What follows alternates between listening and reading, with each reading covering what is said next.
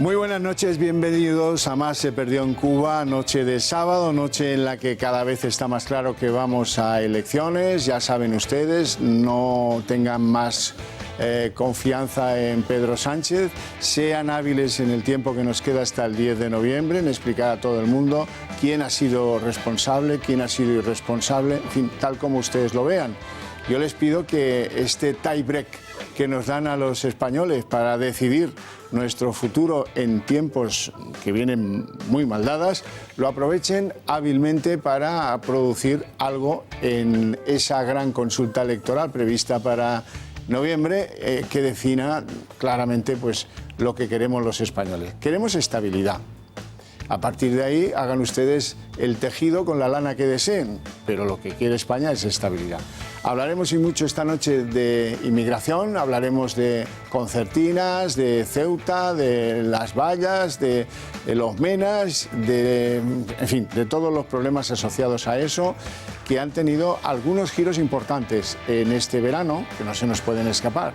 Y si nos queda algo de tiempo hablaremos también de ese España suma, que ya saben que es la agonía del verano para muchos, también para mí, lo reconozco.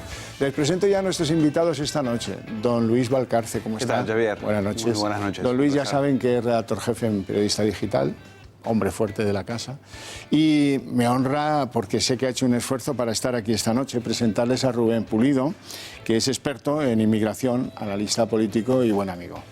Buenas noches. Don Serafín Giraldo, portavoz de la UFP.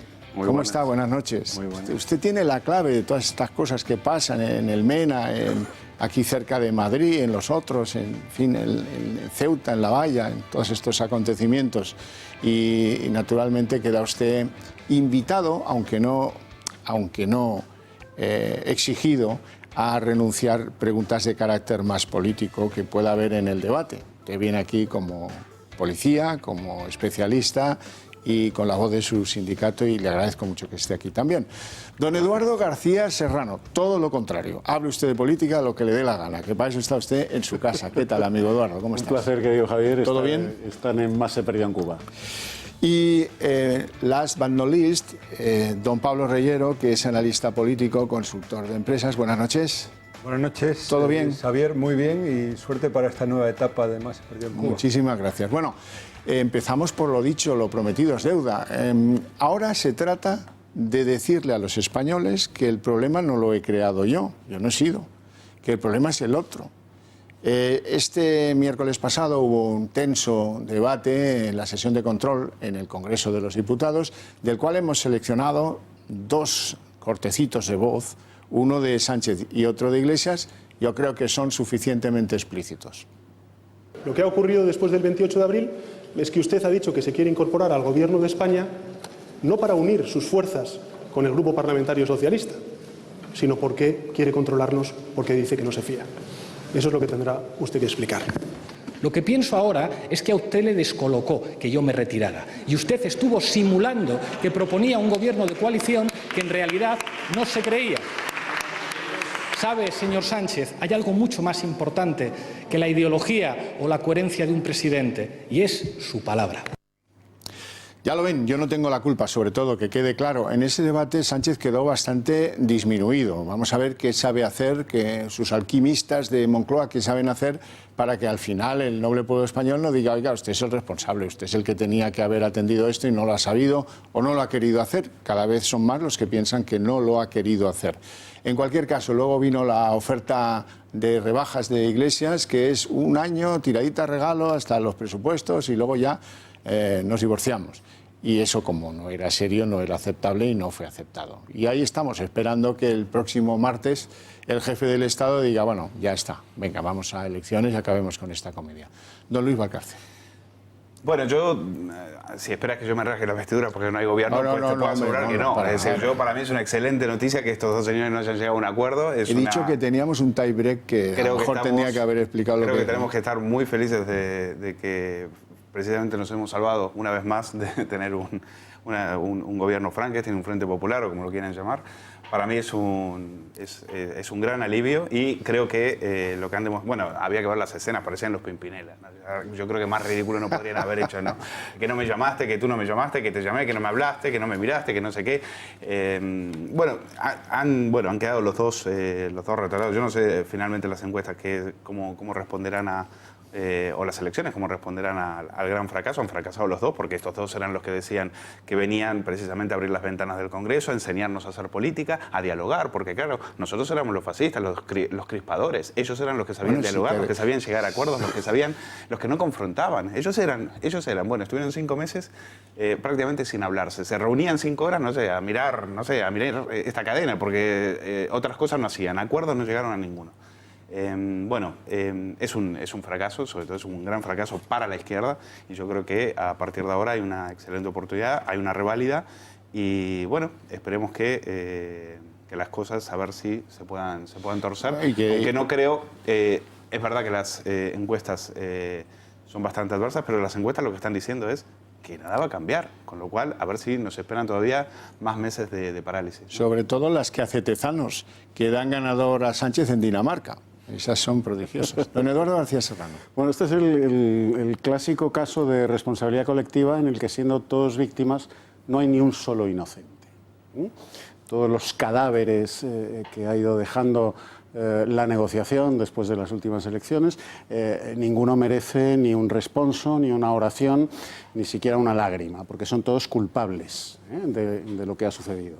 En responsabilidad colectiva que yo asumo, al igual que comentaba nuestro contertulio, con alegría, porque la salida era un gobierno del PSOE con Podemos, con los neocomunistas de Podemos, y apoyado entusiásticamente por separatistas catalanes y vascos, o sea, el acabose.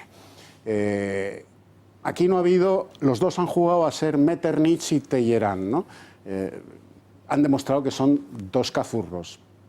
El más listo de todos, Pedro, me cachis qué guapo soy, que le ha metido, como dicen los taurinos, la panza de la muleta a Pablo Iglesias y se lo ha llevado por donde ha querido, impulsado por la ambición de Pablo Iglesias. A Pablo Iglesias, que se le ofrecieron nada menos que 3 o 4 ministerios y una vicepresidencia, pues dijo en primera instancia que no. Yo supongo que, porque desde esos ministerios, por ejemplo, trabajo, sanidad, etcétera, no podía hacer la revolución. Sus camaradas de antaño, o sea, los comunistas y las comunistas de pelo en pecho, le hubieran invitado a dar un paseíto por tonto. Porque, claro, decir que no se puede hacer la revolución desde el Ministerio de Trabajo y desde el Ministerio de Sanidad, pues hay que ser tonto. Bueno, yo estoy con don Luis. De buena nos hemos librado. Sí, claro. Pero si tuviera, don Pablo Reyero, si tuviera que ponerle banda sonora a estos 5 meses de antes de las elecciones hasta el momento actual, en el que el martes, insisto, previsiblemente el monarca diga elecciones, la música sin duda alguna la pondría el Puma, el que cantaba aquello de pavo real, pues porque esto es una colección, un verdadero corral de pavos reales enseñándose el plumaje para nada. Don Pablo. Sí, Xavier. Buenas noches. Yo creo que la responsabilidad es colectiva y yo atribuyo la responsabilidad a los 4 principales partidos estatales, no necesariamente al PSOE y a Podemos. Es decir, en 2016 gana el PP las elecciones, Rajoy no toma ninguna iniciativa. En palabras de Felipe González, Rajoy es el único animal que avanza sin moverse y el Partido Socialista facilita la investidura. Entonces, en estos momentos hay 4 partidos, digamos, mayoritarios en España de ámbito estatal y a los 4 les corresponde facilitar la investidura, en mi opinión. A mí me parece razonable que Pedro Sánchez intente hacer un gobierno diferente al de la anterior legislatura, porque la experiencia no fue buena. Es decir, no pudo aprobar los presupuestos con Podemos y nacionalistas. Entonces, yo creo que hay que interpelar al PP y a Ciudadanos. Es decir, el PP debería haber correspondido a la generosidad que tuvo en 2016 el Partido Socialista, facilitando la investidura, ir el caso de Ciudadanos es más difícil de entender, porque en el caso del PP tú puedes entender que hay un interés electoral. Es decir, yo voy a estar en la oposición, no voy a dar ni agua a Pedro Sánchez, pero en el caso de Ciudadanos es que no está teniendo patriotismo de Estado, no está teniendo patriotismo de partido, porque según las encuestas está cayendo en picado, y lo único que se puede entender es que está teniendo un patriotismo personal del líder de intentar mantener su estrategia a toda costa. Patrio-riverismo, entonces, ¿no? Sí, buen neologismo. Pues, a ver, yo coincido un poco con Luis, ¿no? Es un espectáculo lamentable al que hemos asistido y, a ver, desde un principio ya sabíamos que esta relación entre ambos estaba abocada al fracaso, ¿no? Mantenernos a todos los ciudadanos un poco, querer no mantener una falsa intriga cuando todos sabíamos, ¿no? que no iban a llevar a entendimiento, pues es un espectáculo de estos dos, como ha dicho aquí el compañero, de estos dos cazurros, ¿no? Que al final nos van a hacer pagar a los mismos de siempre, ¿no? A los ciudadanos de a pie. Esto tendrá también un coste empresarial, ¿no? Y también un coste político, porque al final asistimos a una nueva época de pluralismo político y tarde o temprano van a tener que entenderse entre ellos. Claro. Bueno, en cualquier caso, dejen sus agendas libres para el 10 de noviembre porque van a tener que replantear a quién votan y meter la papeleta y esperar a ver si... Es una gran oportunidad en el fondo porque si todos trabajamos más en un sentido de facilitar la gobernabilidad con nuestro voto, naturalmente, a la hora de hablar nosotros solo podemos hablar con nuestro voto, pues es probable que lo que se espera de esas elecciones, que es una mera repetición con pequeñas alteraciones y tal, no sea tal, sino que sea algo más definitivo, que, en fin, que ya tocaría. Ya tocaría porque todos los índices económicos... El otro día nos decía un organismo internacional, España no puede ni gastar más ni rebajar sus impuestos. Y eso se debe a que estamos muy comprometidos con nuestro déficit público, con nuestra deuda, y hay que seguir abundando en las reformas estructurales. No echarlas abajo, como pretende Pedro Sánchez. Se lo han dicho, ¿eh? Se lo han dicho en Europa, el Banco Central Europeo, Draghi esta semana, en fin. Le van dando recaos, como aquel Zapatero. A mí es que cada vez Sánchez me recuerda a aquel Zapatero más, porque en lo económico, como no estemos preparando ese futuro a corto plazo, en España las recesiones hacen perder 3 veces más empleo que en Francia. 3 veces más empleo. Y avanzan a una velocidad extraordinaria. Y hay que estar ojo a visor, ojo a visor. Y estar ojo a visor no es decirle al colega de gobierno, bueno, ya subiremos el salario mínimo interprofesional. Bueno, echaremos abajo la reforma de las pensiones del 13. Eso cuesta no menos, lo de las pensiones, luego podemos hablar de lo otro, no menos de 30.000 millones. A ver cómo, de qué manera cuadran esas cuentas. En cualquier caso, necesitamos un gobierno, pues ya aquella cosa del astronauta, la CELA y el otro, y el Huertas y todo aquello, bueno, pues digamos que para un álbum de fotos, tal, vale, visto. Ahora necesitamos a alguien serio, alguien solvente, que vaya a Europa, que negocie en Europa, que solucione los problemas de la economía española y que no meta la pata. Esto es muy importante, porque buena parte de los problemas de la economía, por ejemplo el del sector del automóvil, proviene del piquito de una y de otra, de la ministra de Medio Ambiente versus la de Industria. Y ahí vamos en la corrección permanente. Esto es el neotrotskismo del gobierno provisional del compañero Pedro Sánchez, el error permanente y la rectificación, a veces, no siempre, a veces. En cualquier caso, Luis, ¿tú qué opinas del encuestario, entendido como un juego de intereses que se equivoca casi siempre? A ver, yo las encuestas nunca me las he creído ni me las pienso creer porque sé la intencionalidad que tienen, siempre están dirigidas a lanzar un mensaje. Únicamente pueden acertar, las únicas que hay que ver con cierta perspectiva son las de la semana anterior, que es donde ellos se juegan su prestigio, los encuestadores, las empresas, con lo cual es la única que vale, la última. Las demás están todas dirigidas, están todas intoxicadas, están todas cocinadas, con lo cual yo no me las creo. No quiero decir que eso no tenga valor, pero realmente lo miro con bastante escepticismo. En relación al panorama que tú pintas, yo no soy muy optimista realmente. Yo no veo que ninguna, no veo a nuestra dirigencia política con un plan de gobierno, es decir, con un plan económico, con algo que sepan afrontarlo. Es decir, Europa está, pero Europa es un cajero automático. Europa van ahí a servirse el dinerito, a decir que hay de lo mío, venir y seguir tirando para adelante. Mientras tanto, las reformas estructurales, mientras tanto, el gran gasto público, el gran coste político que nos lleva, que soportamos los ciudadanos, tenemos que seguir manteniendo y nadie hace nada al respecto. A mí lo que me preocupa es, yo veo cada vez más, hay que ver lo que pasa en Cataluña, hay que ver lo que está pasando en otras comunidades, yo veo cada vez más al Estado debilitado. O sea, me da la sensación que a veces no tenemos Estado, lo que sí tenemos son cárteles autonómicos que se dedican a sacar a los ciudadanos, pero no tenemos Estado. Y eso es lo que me preocupa, de cara a una futura recesión. Bueno, Eduardo, eso es lógico, ¿no? Sí, sí. El Estado ha sido dinamitado, implosionado, como se dice, desde dentro, ¿no? El Estado ha Sí, sido pero nos sale muy caro para no existir. Ya. dinamitado desde dentro, con la complicidad activa, que no silente, de los diferentes gobiernos de Madrid. El Estado hoy en Cataluña no existe. En el País Vasco tampoco existe el Estado español. O sea, es una mera figura retórica, exclusivamente. Además, el Estado se ha ido de allí, pero no porque lo hayan expulsado a patadas, que es lo que a los separatistas les hubiera gustado, echar al Estado español a patadas. No, no, el Estado se ha ido él solito durante 43 años, a cambio de los consensos necesarios en la carrera de San Jerónimo, haced lo que os venga en gana. Es algo tremendo. Solo sucede en España. Solo sucede en España. Hasta el punto de que los separatistas, o sea, los que quieren romper la nación histórica ya la han roto en Cataluña. La nación histórica está rota en Cataluña. Ahora solo les falta por romper la nación política. Y están a un paso de conseguirlo. Están a un paso de conseguirlo con la colaboración del Estado. Que la nación histórica la han roto lo hemos visto en las diadas, la anterior. O sea, está absolutamente rota la nación histórica en Cataluña.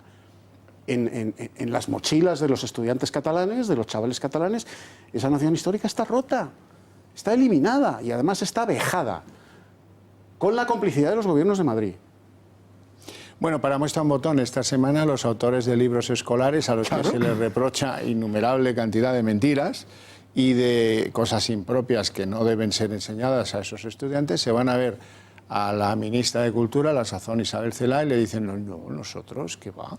Nosotros no hemos ido, y todos contentos. Ya está, foto, se publica en los diarios adictos y ya está. Pero no solo pasa en Cataluña, Javier. Ahora que saques el tema de los editores, los chicos canarios, los chavales canarios, no estudian los ríos de la península. ¿Para qué? Porque como en el archipiélago canario no hay ríos, entonces tampoco estudian los ríos del continente europeo. Como en Canarias no hay ríos, pues los niños canarios no estudian los ríos de la península, y supongo que allende los Pirineos el Rin les sonará a onomatopeya de un timbre, por ejemplo.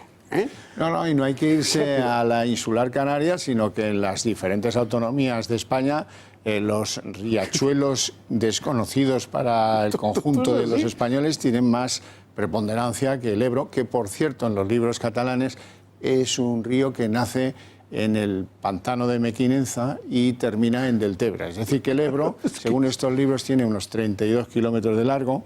Hombre, y aparece por generación espontánea en el pantano de Mequinenza. En Suiza, que es un país que tú conoces bien, pues yo creo que los estudian, corrígeme si me equivoco, que los chavalines suizos estudian los mares del mundo, aunque Suiza no tenga mar, no tenga costa. Y en Bolivia exactamente igual.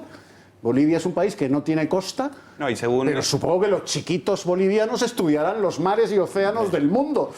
Digo yo, ¿no? Bueno, habrá que ver en la autonomía en la que te toca estudiar, a ver si te puedes estudiar los visigodos o no.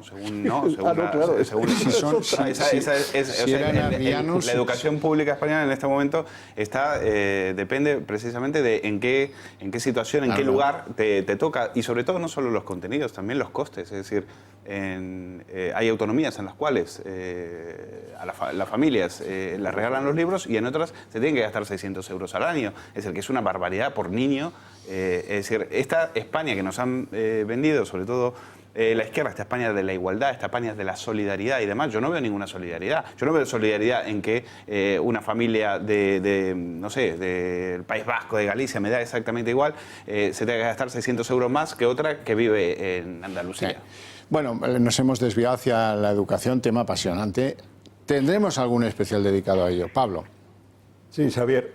A mí me parece que es caben distintos análisis, lógicamente, distintos planteamientos ideológicos, pero yo creo que podemos llegar a un consenso de que estamos ante una situación anómala. Es decir, según la Constitución, habría que presentar el proyecto de presupuestos para 2020 antes del 1 de octubre de este año y todavía no se han aprobado los presupuestos del 19, por ejemplo. Eso como dato, ¿no? Otro dato, que podemos tener las cuartas elecciones generales en 5 años. Y luego, a mí me parece también anómalo la actitud de PP y Ciudadanos, porque en cualquier orden de la vida, cuando tú estás en una situación en la que puedes negociar, no renuncias a negociar. Es decir, PP y Ciudadanos dan a entender que Sánchez se las componga con Podemos y nacionalistas. Oiga, ustedes no son los que quieren limitar la influencia de los nacionalistas, intenten por lo menos hablar, vayan a las reuniones, cosa que no ha hecho Albert Rivera, vayan a las reuniones con el presidente del gobierno. Es decir, estamos en una situación de infantilismo donde un líder, porque no le cae bien otro líder, no va a las reuniones. Como si esto fuera algo voluntario. Usted tiene una responsabilidad institucional, es un partido con representación parlamentaria. Si le convoca al presidente del gobierno, debe ir, ¿no? Y todo esto se une a una situación, o sea, no solo hay un factor humano complejo de los líderes que tenemos, sino que por otro lado tenemos un ordenamiento jurídico que tampoco facilita el acuerdo, y esto es algo que también habría que poner encima de la mesa. El artículo 99 de la Constitución debería ser reformado para que pasara como en los ayuntamientos. Oiga, el primer día de constitución de los ayuntamientos hay alcalde. O bien el señor que tiene mayoría absoluta, o si no, el señor que pertenece a la lista más votada. O sea que como la regla de juego no le sirven a Sánchez, hay que cambiar la regla de juego. Sí. A mí lo que peor me sabe es que la idea de que en España había partidos bisagra y gobiernos facilitados por otros intereses se termina con la corrupta convergencia. Y sin la corrupta convergencia no somos capaces de hacer esto. No. Esto me duele. Y es cierto que es por un tema de relación personal en la mayor parte de los casos. Pero, chico, es que a veces el que está en la obligación de gobernar el país tiene que ser un poco más flexible. Lo digo por Sánchez, que se ha pasado el agosto en la holganza más reprochable. Bueno, vamos a hacer una pausa de publicidad y luego vamos con la inmigración, no se lo pierdan.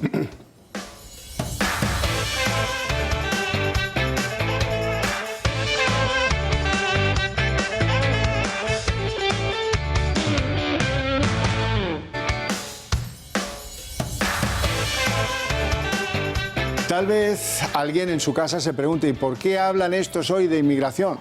Bueno, pues hablamos de inmigración por dos razones. La primera es que quedaron en el verano algunos asuntos muy calientes de inmigración, asalto a Ceuta, Menas, en fin, algunos líos de inmigración que no por repetidos dejan de ser graves. Ese es un motivo. El segundo, parece algo que cambia en Europa. El nuevo Ejecutivo, que entrará dentro de un mes en ejercicio, tiene un vicepresidente griego que se llama Margaritis Schinas, que es ese señor que ven ahí, al que le han puesto en el cargo la responsabilidad de proteger nuestro modo de vida europeo. Sinceramente, en Europa algunos ya venimos en muchas batallas y somos más bien descreídos, pero habrá que dejarle hacer al tal Margaritis a ver si es capaz de poner una línea de actuación en Bruselas que signifique eso que dicen, proteger nuestro modo de vida europeo. Las creencias que compartimos los griegos, los hijos de Roma, incluso los continentales de la parte norte del Mediterráneo cartagineses, los celtas, en fin, todos los que componen eso que cuando uno aterriza en este continente dice, Europa, ya está. Aquí me pueden robar, me pueden matar, pero iré a la policía y no me cobrará. Hombre, pues ya hemos ganado algo. Gracias, Serafín. Usted ya ve que yo aquí defendiendo el CNP, aunque no venga a cuento. CNP, la Guardia Civil, en fin, lo que convenga, claro que sí.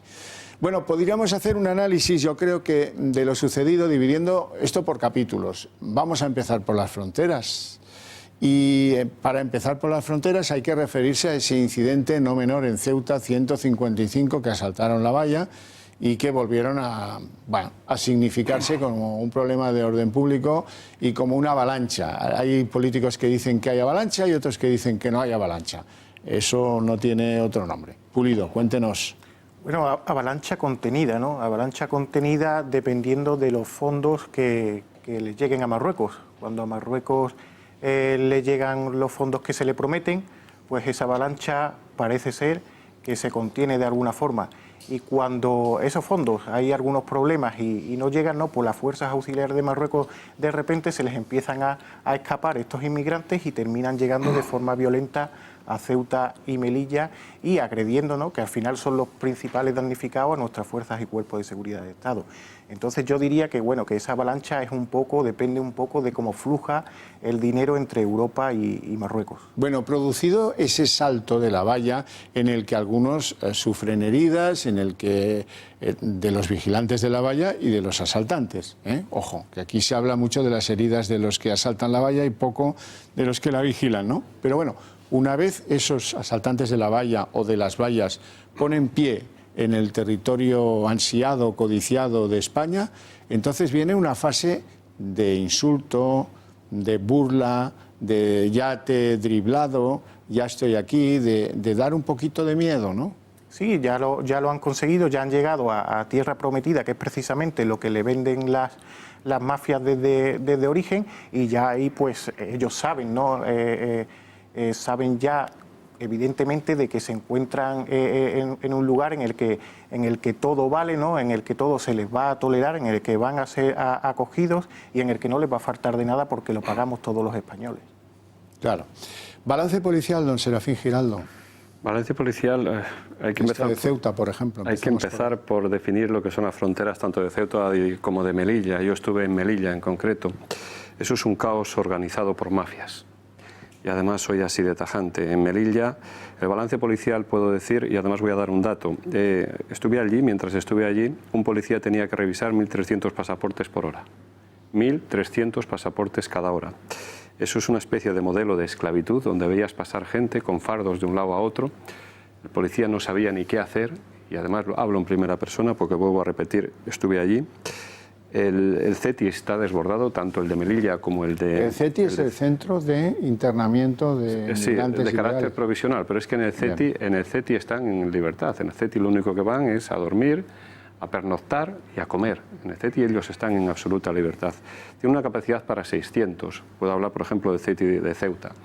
Y está sobredimensionado. Hay 1.200 personas allí. El ejército ha tenido que montar tiendas de... O sea, el doble de su capacidad. Sí, en Melilla pasa otro tanto. Unas 13.000 personas, estoy hablando de la frontera de Beni Ensal, lo estoy leyendo, y 5 policías. Son los datos que tomé yo. Los datos que tomé yo en varios días que estuve allí. El asilo, se han tramitado 10.500 peticiones de asilo en un año solo en Melilla, y las han tenido que tramitar 10 funcionarios. En definitiva, ni hay funcionarios ni hay medio, y aquello es un caos desorganizado por nuestro Estado, y hablo de todos los partidos políticos en general, porque nadie ha puesto soluciones, y organizado por mafias. A mí cuando me dicen que el efecto llamada no existe, es que es para reírse. El efecto llamada existe por parte de las mafias, porque están, vuelvo a incidir, muy bien organizadas. Además hemos comprobado que realizan los pagos. Cada inmigrante que viene paga unos 2.000 o 3.000 euros, no pagan en metálicos y por operarios bancarios. En definitiva, todo está perfectamente estructurado. Es la parte que no vemos y la parte que investigamos la policía y la parte que nos asombra a la policía. La legislación que tenemos, pues ineficiente e ineficaz.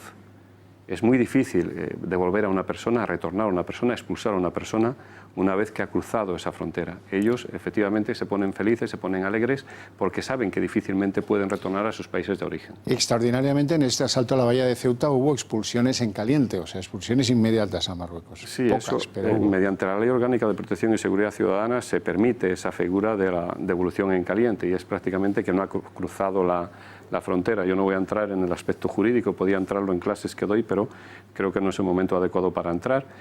Y sí, se permite esa devolución en caliente, pero ojo, esa devolución en caliente solo es un ámbito territorial limitado. Una vez vuelvo a incidir que cruzan y alguien dice que quiere solicitar asilo, nosotros tenemos que documentar a esas personas, ya sea para solicitar asilo, ya sea para expulsarlas. La parte que no vemos, porque todos hemos visto el día 30 de agosto las imágenes en televisión, hemos visto cómo se han agredido, cómo han entrado de forma violenta, vuelvo a repetir, violenta y organizada, porque eso se organiza, eso no sale del azar. La parte que no vemos es la parte documental, es decir, una vez que entra, ¿qué pasa? Pues pasa que pocos policías tienen que tratar de documentar a esas personas. Y eso es tremendamente difícil con los medios que tenemos. Ni siquiera una vez que entran sabemos quiénes son.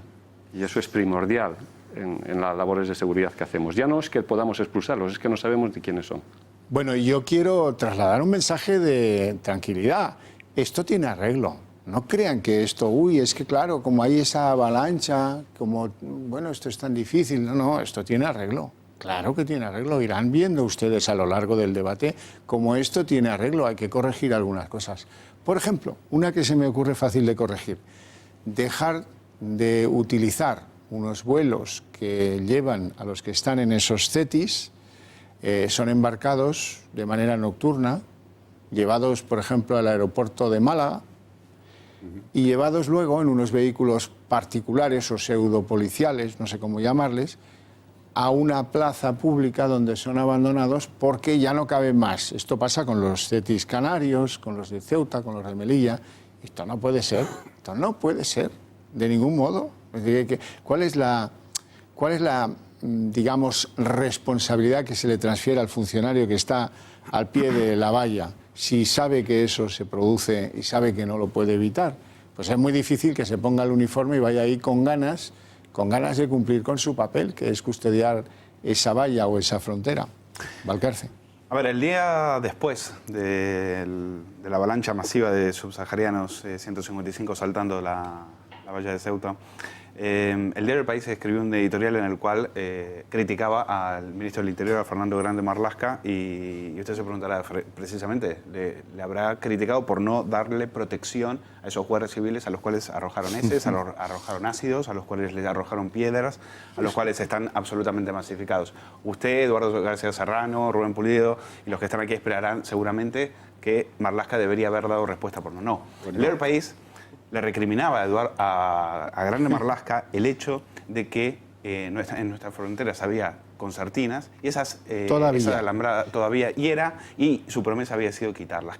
¿Cómo puede ser que nosotros tengamos unas fronteras inhumanas y crueles y todavía esas concertinas estén ahí? A las 24 horas, no 48, que es a las 24 horas de que nuestros guardias civiles habían sido atacados por una avalancha de subsaharianos, el diario del País escribía eso. Paralelamente, en otro lado de España, el ministro de Defensa decidía mandar un buque de la Armada para ir a recoger a 14 inmigrantes. En un buque de la Armada, a un coste, nunca lo van a decir, pero un coste que se calcula entre 36.000 y 66.000 euros. Es decir, por supuesto era mucho más barato traerlos en un crucero de lujo que ir a buscar que enviar nada más y nada menos un buque de la Armada, que por supuesto está por verse si eso había que haberse hecho así o no. Yeah. Entonces, estos dos hechos, el verano ha sido muy interesante en ese aspecto porque te das cuenta de, también hay diferencias en también he escuchado a gente, por ejemplo, del diario Público decir Pedro Sánchez nos ha engañado, es decir, claro, como se hacía el tonto con el tema del Open Arms, decía, claro, te sacaste la foto en el Aquarius y ahora nos has engañado. Bueno, bienvenida, o sea, la directora del Público se cayó del guindo y terminó admitiendo que Sánchez les había engañado. Con lo cual, lo que queda claro, es decir, no hay política de inmigración. Creen que el problema de la inmigración la van a resolver con demagogia, con sonrisas. El problema de la inmigración es mucho más grave que eso. Eduardo, antes de darte la palabra, naturalmente, contarles a ustedes, adelantarles que evidentemente vamos a hablar de las reculadas del gobierno de Pedro Sánchez. Una es la diferencia de trato entre el Aquarius y el Open Arms. Van a haber imágenes de ambos dos para recordarles una cosa y la otra. Luego lo haremos con datos. Y luego el asunto de las concertinas, que Grande Marlaska prometió en enero que iban a ser inmediatamente retiradas y aún están donde están. Y parece que solo se van a retirar cuando las ponga Marruecos, que no deja de ser el colmo del cinismo. Dice, ponlas tú con dinero europeo y entonces yo ya las quitaré. Porque claro, esto de la hubo las concertinas y se cortan y tal, y protesta el Papa y bueno, en fin, una cosa bastante divertida. Eduardo. Bueno, vamos a ver. El cardenal Cisneros, Fernando el Católico, su nieto Carlos, su bisnieto Felipe II, utilizaron la Armada Española para limpiar el Mediterráneo de piratas berberiscos y de toda clase de corsarios. Pedro Sánchez, como bien ha señalado Luis, utiliza la Armada Española para hacerle el final del trabajo a las naves corsarias de Médicos Sin Fronteras, Open Arms, vikingos aburridos, del Padre Ángel, el chamán del viejo Mester de Progresía y toda esta pandilla de qué buenos somos. Somos estupendos, mire qué el Bardenato. Para traer inmigrantes ilegales. Porque, ojo, estamos hablando de inmigración ilegal. El adjetivo ilegal en todos los medios de comunicación se hurta. Esto es inmigración ilegal. Entrar en un país ilegalmente ni se puede ni se debe hacer. Y el Estado debe impedirlo. Porque un Estado no es un campamento hippie. Se trae a estos inmigrantes ilegales, que tampoco son náufragos, porque claro, todo el mes de agosto, con la melopea 2 veces al día en los telediarios de las 3 de la tarde y de las 9 de la noche, un cuarto de hora, 15 minutazos, 30 días, 2 veces al día de Open Arms, pues ablanda los corazoncitos de los españoles desorientados, desinformados. No son náufragos, en absoluto. Estos inmigrantes partieron de la costa de Libia, Estado fallido cuyos exmilitares forman parte de la red esclavista de los nuevos negreros que cogen a esta gente previo pago de 2.000 a 3.000 euros, los embarcan en sus Zodiac, quedan en un punto del piélago mediterráneo, con el Open Arms, con Médicos Sin Fronteras y compañía, y los trasladan de esas Zodiacs al buque. Y entonces el buque abre todos los telediarios. Náufragos. No. Las leyes del mar, que tú conoces muy bien, porque tuviste el honor de servir en Infantería de Marina, efectivamente a los náufragos se les acoge en el buque que los detecta, pero se les deja en el puerto más cercano. ¿Y el puerto más cercano cuál era? Túnez. Bueno, pues no. No, exigían un puerto italiano, un puerto español. Como en esa lonja europea de libertos con derecho a todo, pero sin ninguna obligación, estaban por decidir la cuota que le correspondía a España, en ese ínterin se manda el audaz y nos traen la media docena larga de inmigrantes ilegales a los que una vez recibidos aquí se les pone la pulserita de pensión completa de la Seguridad Social. Y, por supuesto, se les abre a manos llenas la ventanilla de todo tipo de subvenciones, la ventanilla del Estado autonómico plurinacional que nos hemos dado, para que reciban toda clase de subvenciones.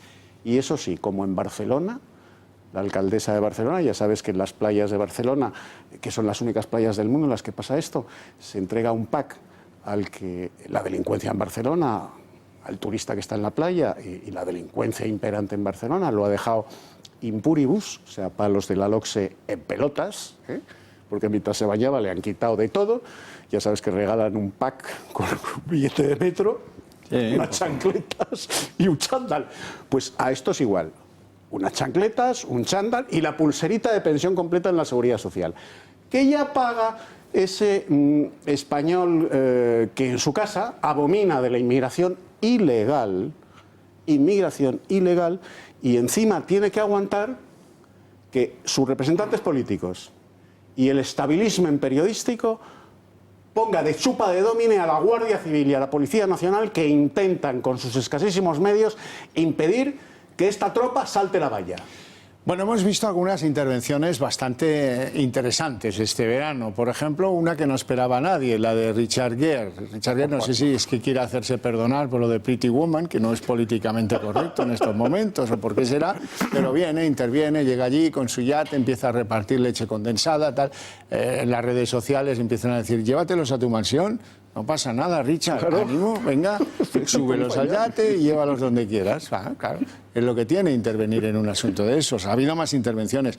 Y una, la más criticada, es el descubierto, el hombre que ya hasta ahora no había dado tantas páginas de gloria como para dedicarle el suficiente trabajo de investigación. Se trata de Òscar Camps, que es el gran líder de Open Arms y que tiene un contratazo en Cataluña. Todos los de salvamento y socorrismo de las playas catalanas dependen y cobran una mierda de este Òscar Camps, que luego tiene la pasta suficiente como para ser el patrón del Open Arms y mantener todo este tinglao con las subvenciones que recibe gracias a sus contactos políticos.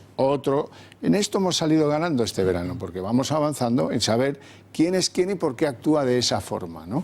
Que está bien conocer la verdad. Pero, perdón que interrumpa, solo decir que le acaban de dedicar en la cadena pública, en la 2, le acaban de dedicar un reportaje de homenaje. Claro, hombre, claro. Es decir, vamos a decir las cosas como son. Este señor eso ya me lo esperaba yo. Este no es... este es un... vamos a ver, esto es un gran negocio y este es un listo, está visto el nicho y este está cobrando de los ayuntamientos de Podemos, está cobrando del golpismo catalán y está cobrando de las empresas españolas porque acaba de recibir un cheque de 50.000 euros del Sabadell y del Corte Inglés. Entonces, es un listo. Entonces, lo que habría que decir es, ¿qué está pasando aquí?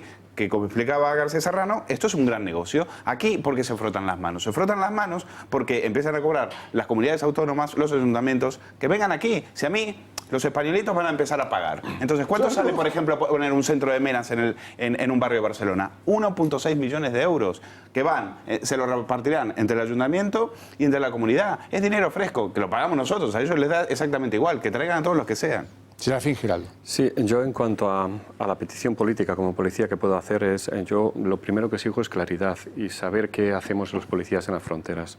Y esto lo enlazo con las concertinas. A mí cuando un político me dice quito las concertinas me parece muy bien, a mí también me parecen inhumanas. Lo que pasa es que me tiene que dar un sustituto, me tiene que dar un muro para sustituirla, me tiene que dar más medios sustituirla, ya sea, vuelvo a repetir, medios materiales como un muro o medios profesionales, humanos, como más dotación allí. En segundo lugar, no solo es la gente que se agolpa en las fronteras para tratar de entrar, que desde luego, lo repito, son víctimas de las mafias allí, además muy bien organizadas, sino también una vez que entran, yo necesito saber, y lo digo como policía también, quién entra y en las condiciones en las que entra. La fase documental es la fase que no vemos y es la fase, para mí, que afecta más a la seguridad ciudadana. Claro. Yo, como policía, necesito saber, y esto no es algo que le pueda asombrar a nadie, todos los ciudadanos que se hallan en territorio español. Necesito saber al menos quiénes son.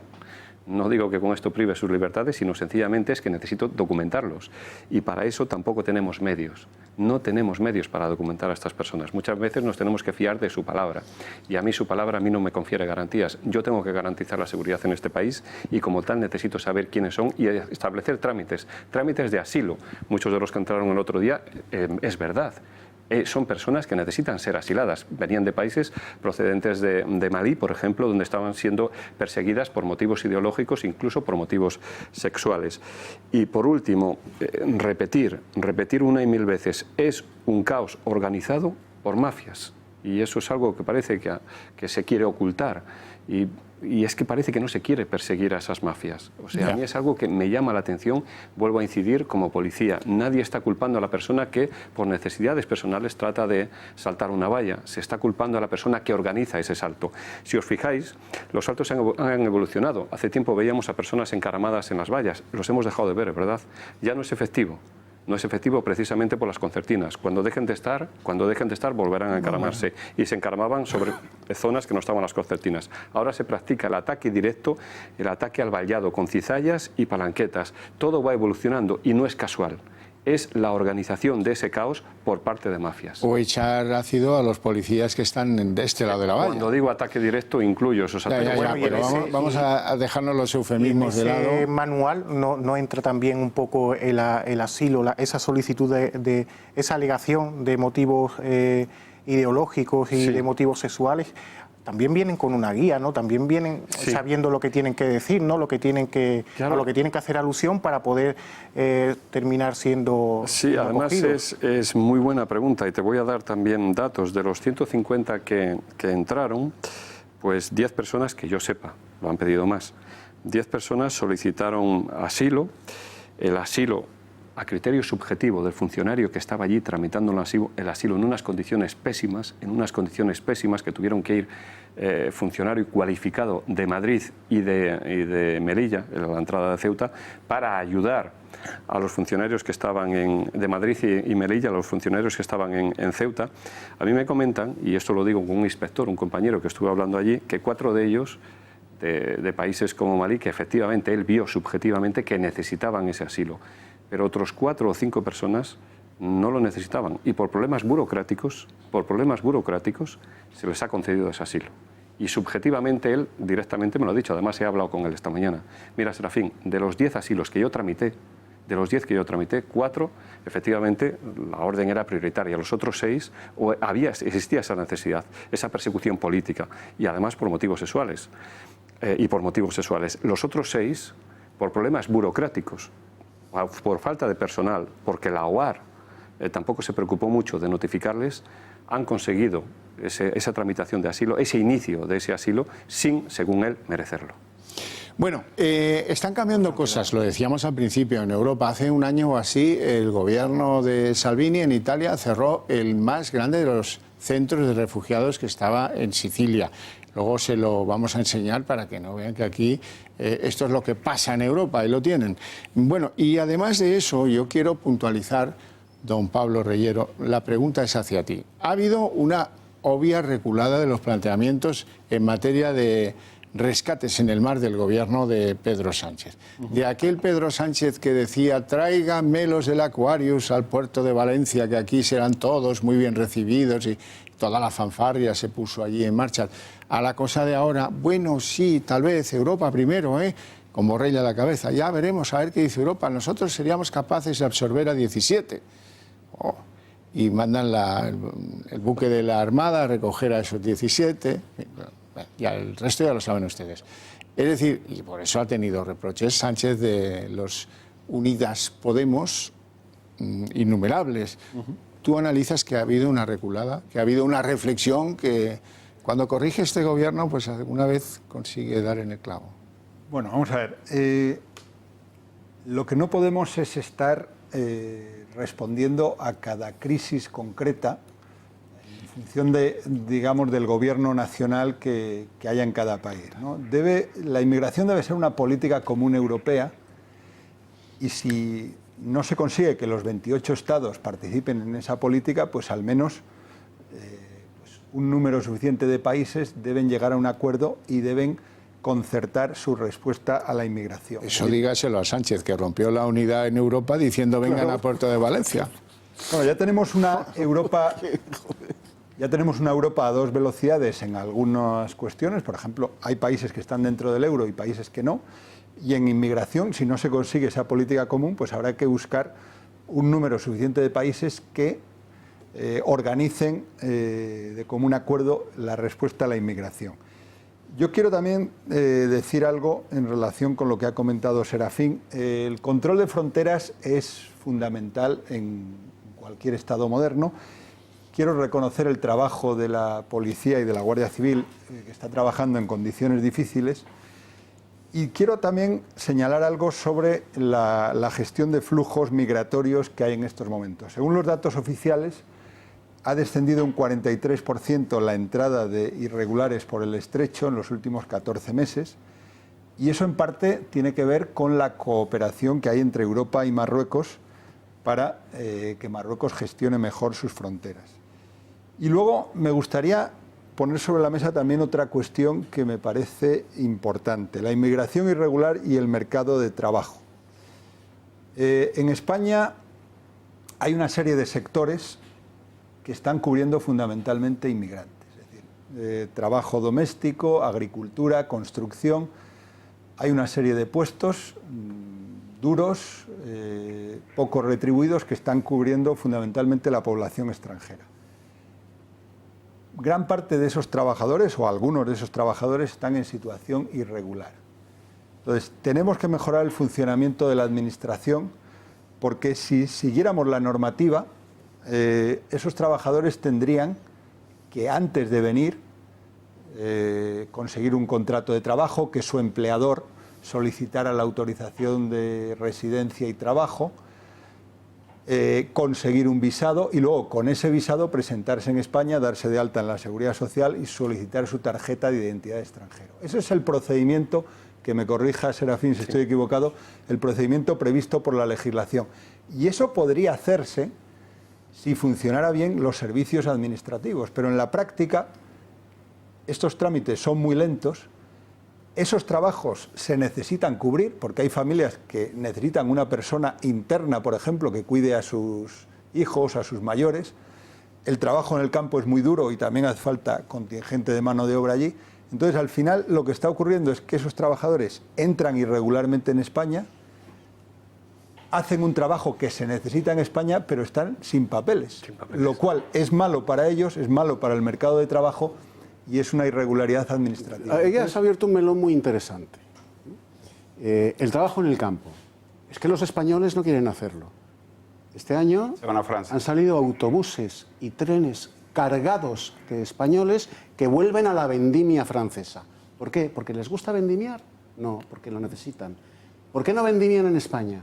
Porque cobran menos de la mitad de lo que se les paga en Francia. Sí, yo me temo que, no digo los domésticos, pero sí la construcción y el campo no son el problema, y que buena parte de esos ilegales que entran y están entre nosotros se dedican a otros trapicheos. Vamos a dejar ahí, ¿no? Van desde las gafas de sol a los bolsos, a algunas sustancias psicotrópicas, etcétera, etcétera, etcétera. Lo vemos en las calles, no nos hacen falta demasiadas estadísticas, es querer pasear y ver qué es lo que hay alrededor, y esto es lo que vemos alrededor. Nos falta ver lo que opina Carmen Calvo, pero eso lo vamos a hacer después de la publicidad.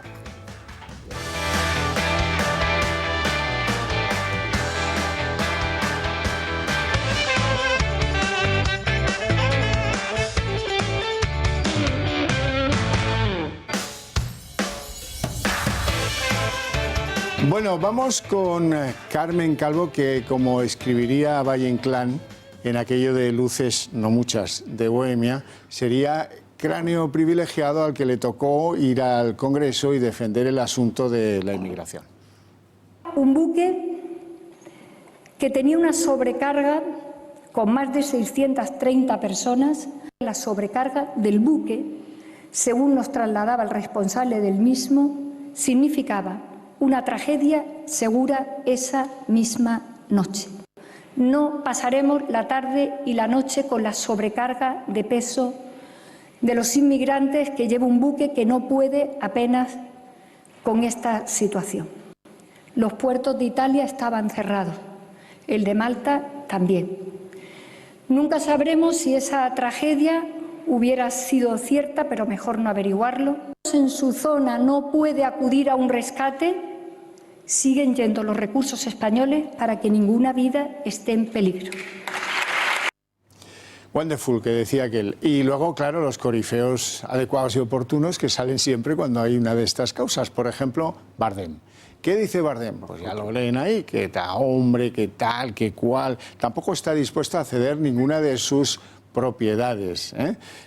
Marcos de Quinto les vio el latón a todos los que están en esta movida. Luego veremos a Bardem, no me dejéis de... Pero Marcos de Quinto fue uno de los que de forma más contundente reacciona con ese tuit que ven ahí, en el que llama pasajeros bien comidos a los que venían en el Open Arms. Y oiga, de bien comido, de otra cosa no, pero de bien comido Marcos de Quinto sabe bastante. Vamos a escuchar a Bardem, por favor.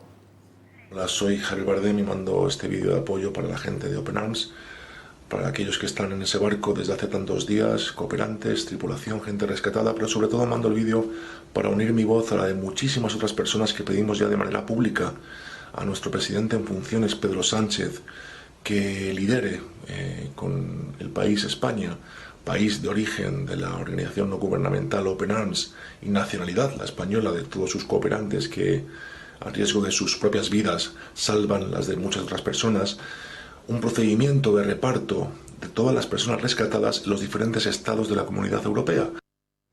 Los españoles no entendemos esto, no entendemos todas estas artimañas que utilizan algunos de lo que podríamos llamar la sociedad civil reivindicativa, con algunos cómplices en el mundo de la política. Y a veces salta la chispa. Les voy a someter un ejemplo a su consideración, ¿verdad? Diciembre de 2018. El diario de Melilla y otros se hacían eco de esto que van a ver a continuación. Y es que el gobierno de su país, en un momento no precisamente de atar los perros con longanizas, se gastaba 120.000 euros en comprar chilabas para los inmigrantes. Que, por cierto, no veo yo que usen mucho las chilabas, pero bueno, en cualquier caso, este es un gasto de los que reflejan que hay aquí un absurdo monumental que Rubén Pulido nos podrá acreditar. A ver, y no solo en chilabas, si me lo permite, voy a focalizar un momento en el tema de los menas, ¿no? Estos menores, según declaraba el año pasado el juez de menores de Granada, Emilio Calatayud, vienen suponiendo un coste de unos 7.200 euros mensuales por menor, ¿no? Y si tenemos en cuenta lo que recoge la memoria de la Fiscalía General del Estado hace un par de días, que hay aquí unos 13.796 menas, pues estamos hablando de una cifra que puede llegar a superar los 1.000 millones de euros solo dedicados a los menas, a su manutención, a gastos médicos, educación, seguridad. Todo eso lo estamos pagando los españoles, más de 1.000 millones de euros que están costándonos los menas, y sobre todo Andalucía, ¿no? Que en Andalucía, según arrojaba esa memoria de la Fiscalía General del Estado, hay más de 6.000 menas tutelados había. En el 2018 no sabemos los que hay ahora, lo que supone más de 500 millones de euros al erario andaluz. Sí, señor. Y español, que eso se multiplica en todo el territorio español, y en algunos casos con trampa, y con trampa manifiesta. Bueno, hay un caso, que fue un caso que denunció Vox en la provincia de Cádiz, en Jerez, la familia García Pacheco pierde no puede hacer cargo, eran propietarios de un hotel, el Hotel Ávila, no pueden hacerse cargo de ese hotel, de la deuda por el impuesto de sucesiones, el infierno fiscal al cual les sometía el anterior régimen socialista andaluz. Y 600.000 euros, con lo cual tienen que desprenderse de ese hotel. ¿Qué hace la comunidad autónoma? Pues entonces dedica ese hotel para un centro de menas. Un hotel que además fue adjudicado por 180.000 euros. 180.000 euros el hotel entero, y donde después han sido imputadas tres trabajadoras del propio centro, pues de alguna forma impostar fugas, ¿no? de menores. Los ponían en las estaciones, esos menores que eran quizás más conflictivos, y les ponían con destino a otras provincias, ¿no? Pues fuentes policiales me cuentan, la verdad, que esto tiene todavía una vuelta de tuerco todavía más surrealista, y es que estos menas no son menas porque reciben las visitas de sus padres.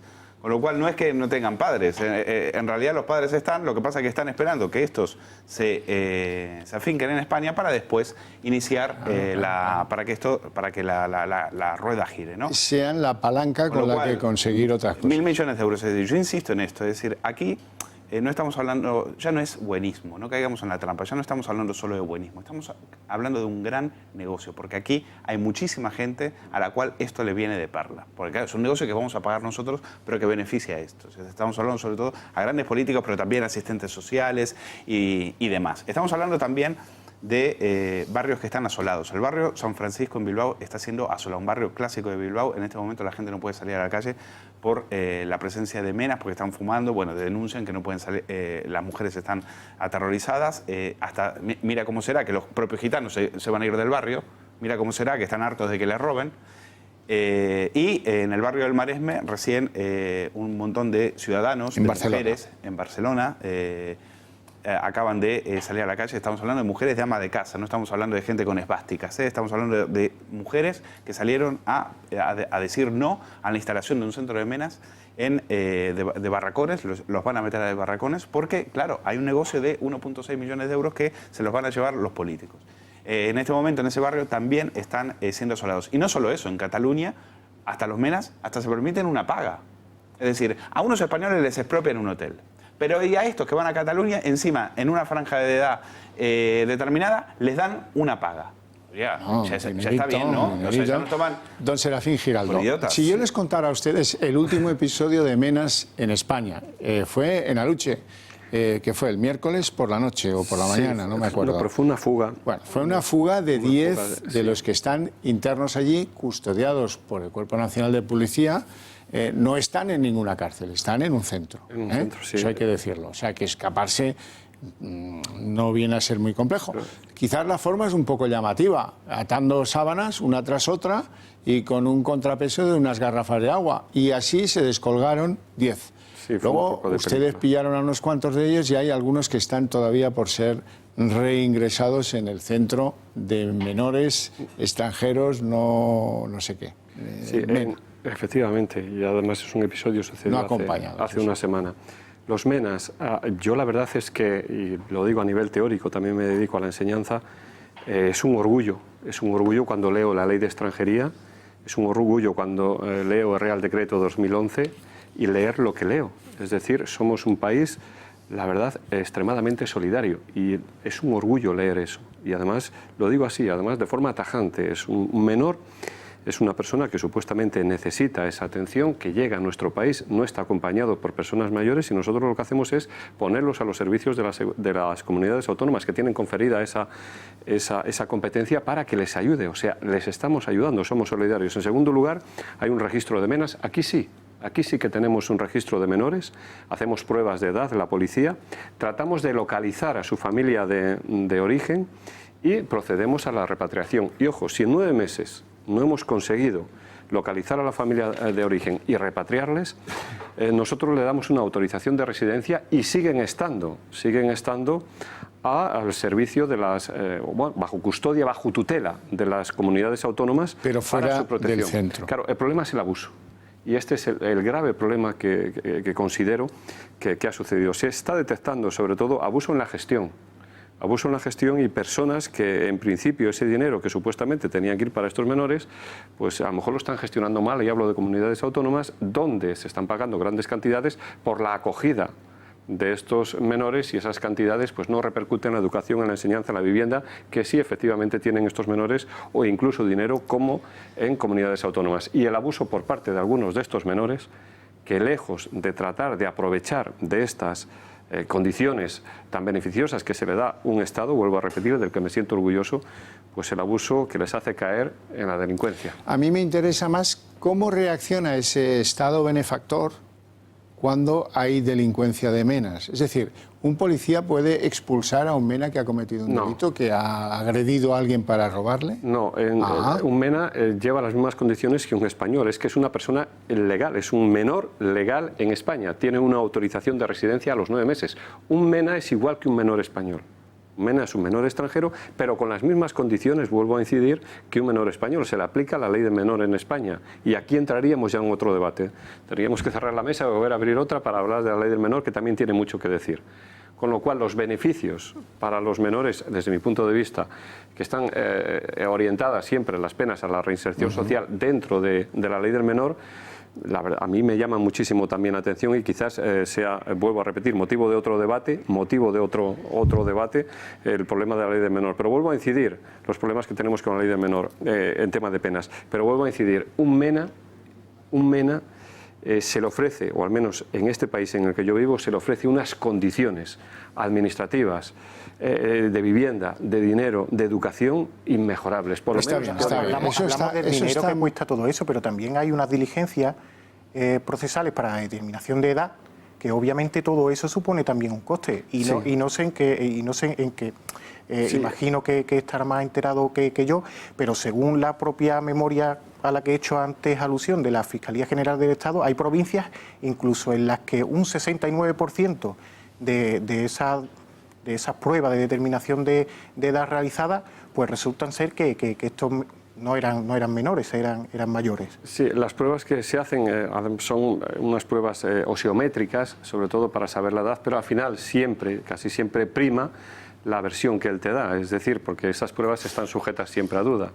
Con lo cual, bueno, al final vuelvo a repetir el problema que tenemos antes. Yo imagino que serán las pruebas que terminan archivándose, ¿no? Porque también el número de pruebas archivadas cada vez es mayor. O sea que vamos más a oscuras que el ciego en la playa. Yo de lo único que me quejo en la inmigración es de poder documentar a todas las personas que entran en España. Una pregunta más, don Serafín, una pregunta técnica.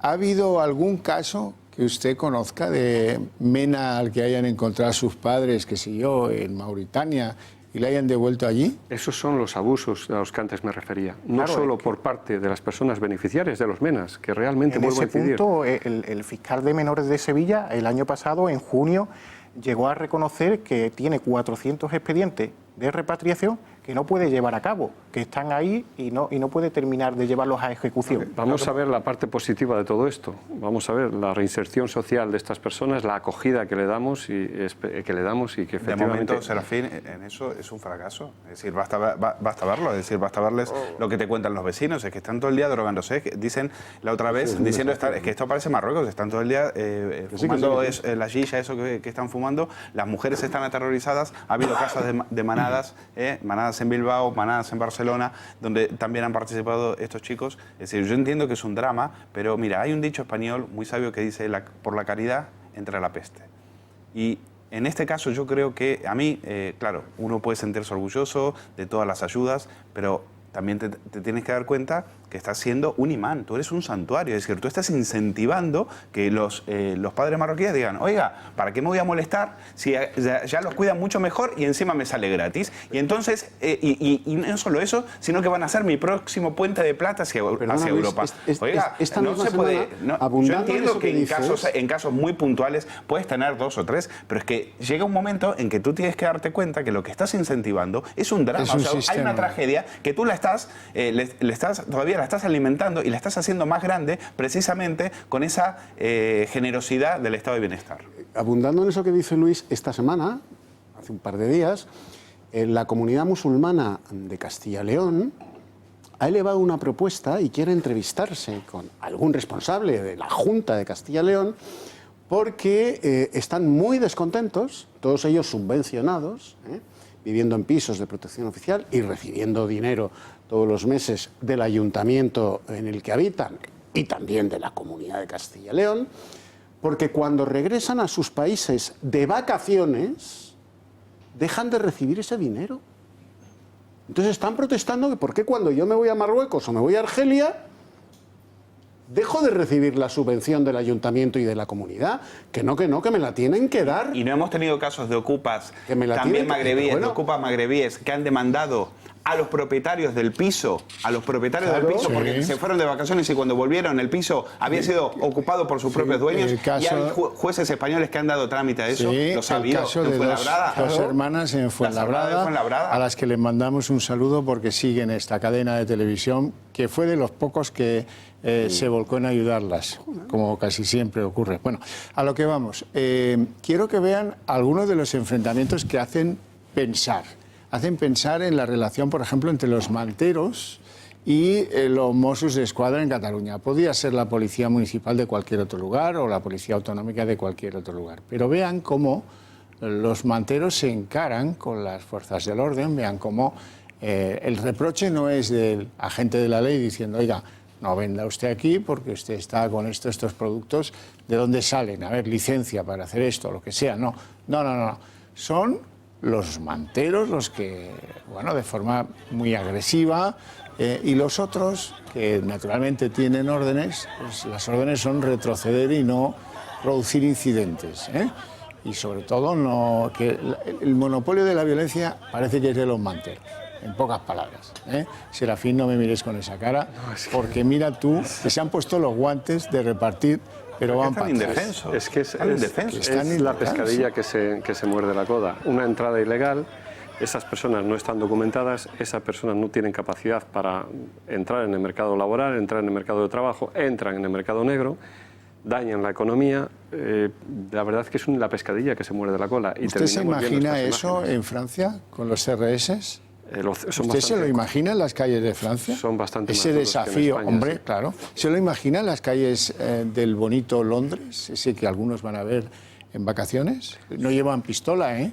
Bueno, no llevan pistola los que van por la calle. Los que llaman cuando hay una emergencia llevan hasta unos perros terribles que se comerían vivos a la mitad de estos manteros. Caso que esto pasará. Ya no le digo en Alemania, donde, por cierto, la policía vacía el metro de indigentes con perros. A las 11 de la noche hay que vaciar las estaciones porque no queremos indigentes que no nos gustan. ¡Hala, venga! Sueltan los perros y, amigo, menudos perros. Pero es que quizás ese sea el problema, pero viene de antes. O sea, esa es la imagen del problema, pero el problema viene de antes. El problema viene de lo que reflejábamos antes. El problema viene de las fronteras, de la inmigración descontrolada. Sí, sí, es cierto, es cierto. Si yo no se lo voy a discutir. Controlarlo.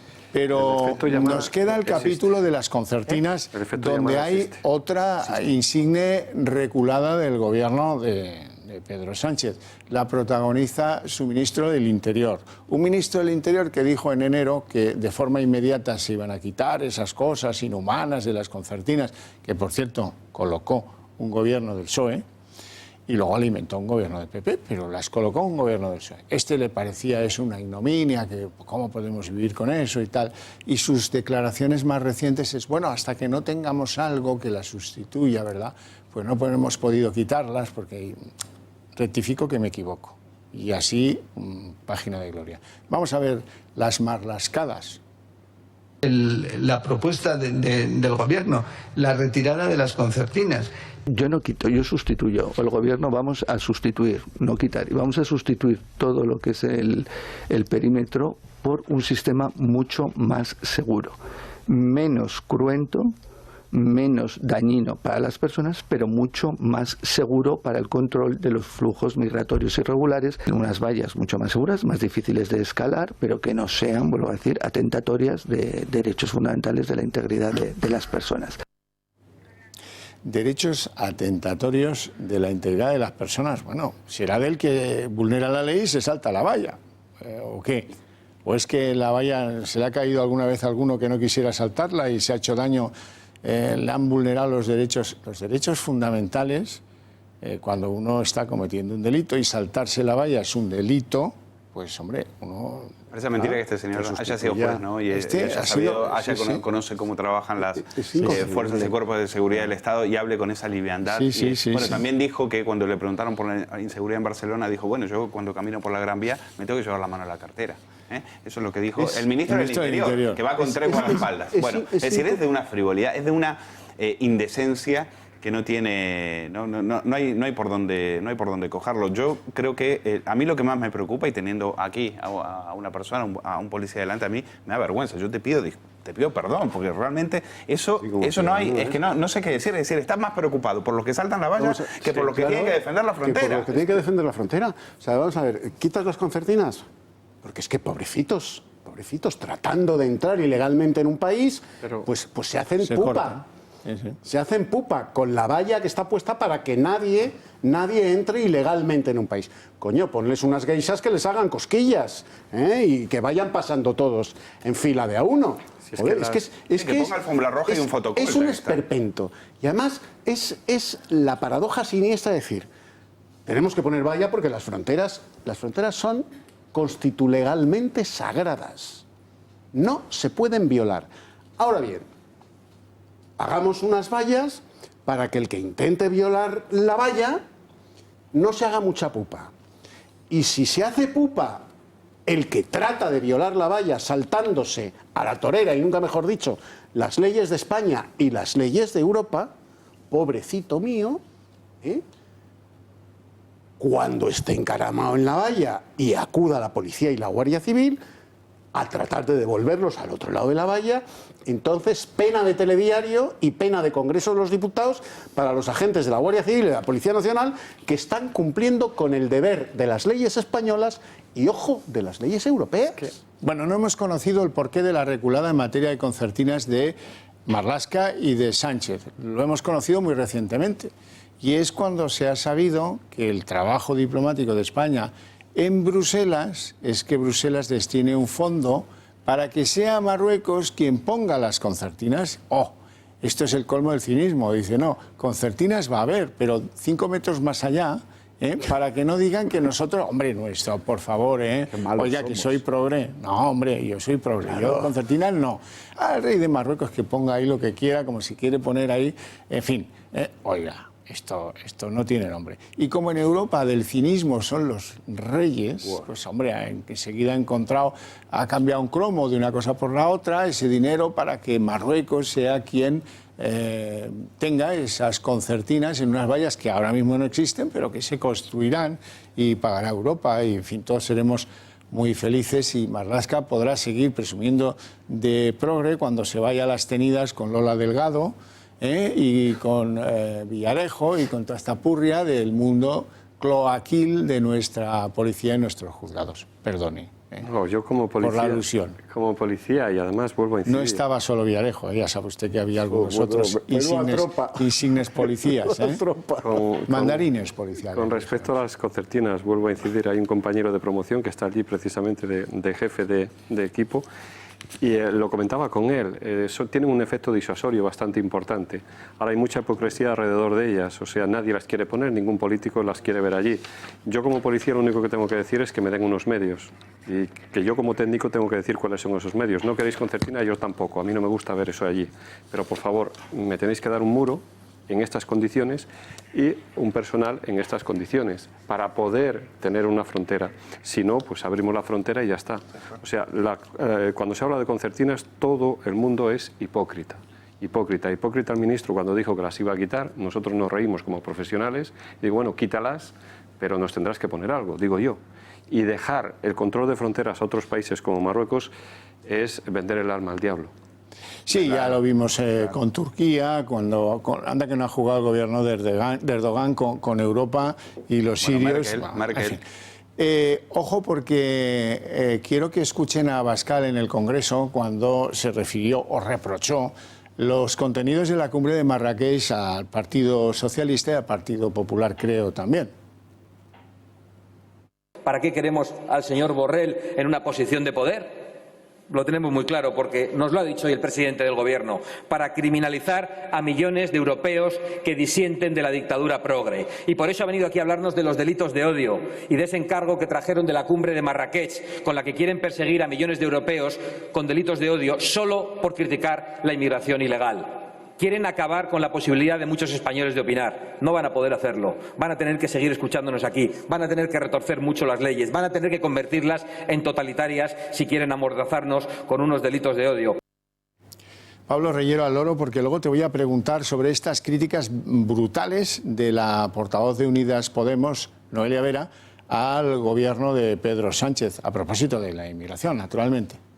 Todo esto haya acabado con una vicepresidenta del Gobierno, señora Calvo, vicepresidenta del Gobierno, cuestionando la labor de voluntarios y de voluntarias, de activistas que están haciendo el trabajo que nosotros como políticos no hacemos, que haya acabado amenazando con sanciones, con multar a la gente que está siendo testigo no solamente de que cada vez hay más muertes, sino de nuestra dejación de funciones como políticos. Hombre, eso deja mucho que desear. Y sigo después, que tendremos ocasión para hacerlo, para proponerle, para ser constructiva, para hablar de políticas migratorias y de qué podemos hacer de cara a un futuro para hacerlo un poquito mejor. Pero, hombre, señora Calvo, lo único que esperábamos hoy era al menos un agradecimiento a toda esa gente que hace nuestro trabajo en el mar, al menos un poquito de rectificación cuando las cosas no se hacen bien.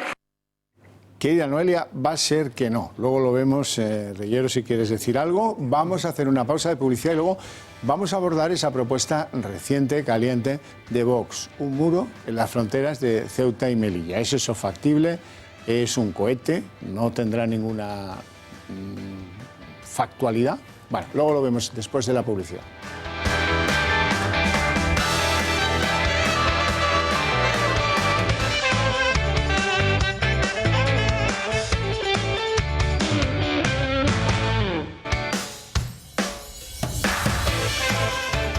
Bueno, la propuesta es muy reciente y muy escandalosa.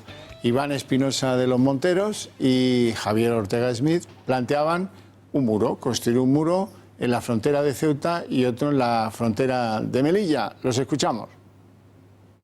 La construcción de muros en la frontera española con Ceuta y Melilla que sustituya a las ya demostradas ineficaces alambradas y concertinas y que se aplique, como digo, un muro que haga infranqueable el paso fronterizo para todos aquellos que pretendan abordar ese paso de manera ilegal. Ya sé que alguno estaría esperando el titular, ¿no? Vox dice que lo va a pagar Marruecos, ¿no? Al estilo Donald Trump. Hombre, no, porque lo queremos hacer bien.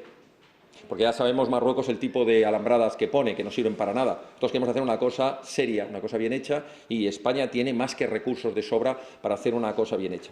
Y, por supuesto, nuestros socios europeos tienen que entender que estamos protegiendo esa avalancha y que, por tanto, están entrando en Europa. Por supuesto, lo va a pagar España, pero también va a pedir la colaboración económica. A ver, don Serafín Giraldo, ¿qué opina usted de que el ejército se involucre en la custodia de estas fronteras? Hombre, sería una solución, pero el problema es que no es legal. El ejército no tiene competencias para custodiar las fronteras, sí en caso de invasión. Pero claro, en este caso la invasión es entre comillas. Sería una solución quizás muy llamativa, muy peculiar, y ayudaría, por supuesto, a la Policía Nacional, a la Guardia Civil, que nos vemos escasos de medios. Pero claro, ver al ejército en una frontera quizás la imagen sea un poco llamativa. Pero vuelvo a incidir, el único problema para el ejército es legal, pero el ejército ahora mismo es un ejército democrático, es un ejército que puede cumplir funciones perfectamente. Claro, con el tema del muro, me parece perfecta la solución que han dado y que acabo de escuchar. El problema es económico, el problema del muro es económico. Y las concertinas ni a nadie le gustan. Y vuelvo a incidir, y no estoy hablando de hipocresía, es que no gustan a nadie las concertinas, ni a nosotros, a los policías, ver a una persona encima de una valla y tener que bajar de allí pues, con heridas. Bueno, no yo gustan a nadie. objeto que un muro y una valla no tienen tanta diferencia. Ya tenemos la valla, construir un muro a mí me parece una valla se puede atacar como están atacando ahora, con cizallas, con palos largos, con guantes. Un muro es prácticamente infranqueable si la altura del muro está en condiciones, está perfectamente vigilado con cámaras y hay personal atrás para contener a las personas que se apoyen en el muro. Bueno, en cualquier caso, es la vigilancia. Javier Ortega explicaba algunos de los detalles de la propuesta de Vox en la que se habla de que el ejército asuma responsabilidades en el control de fronteras. Pedimos a los acomplejados que hagan, si tienen dudas, que miren cómo actúan las policías en frontera y antidisturbios de los países civilizados. Actúan con el material necesario, siempre con los medios y la proporcionalidad a la situación. Pero, por supuesto, la utilización de pelotas de goma, cuando, por ejemplo, 22 agentes de GRS se han tenido que enfrentar a una avalancha de 700 inmigrantes, parece más que proporcionado. Pedimos que se les permita, que se les autorice a los agentes, cosa que se les está negando ahora, la utilización del material antidisturbio. Como, por cierto, se hace en todos los países, no hay ningún problema. La colaboración de las Fuerzas Armadas, porque las Fuerzas Armadas, por su preparación y sus medios, pueden colaborar para que eviten grandes avalanchas. Conclusiones, don Rubén. Pues a ver, está claro que de alguna forma hay que contener esto que algunos llaman fenómeno, otros que yo lo llamo una negligencia por parte de nuestros políticos. Hay que contener este efecto llamada y no negarlo. Ahora está de moda, ¿no?, de que a agencias de fact-checking como Neutral o Maldito Bulo digan que no existe el efecto llamada. No, el efecto llamada existe. El año pasado llegaron cerca de 65.000 inmigrantes a nuestras costas, un incremento de un 130% con respecto a 2017, y si nos vamos a 2016 hablamos de un 350% de más Entonces, lo que hay que contener es ese efecto llamada. ¿Cómo se contiene ese efecto llamada? Pues devolviéndonos a estos inmigrantes que vienen a su lugar de origen, porque luego también se matizaba antes que son inmigrantes ilegales.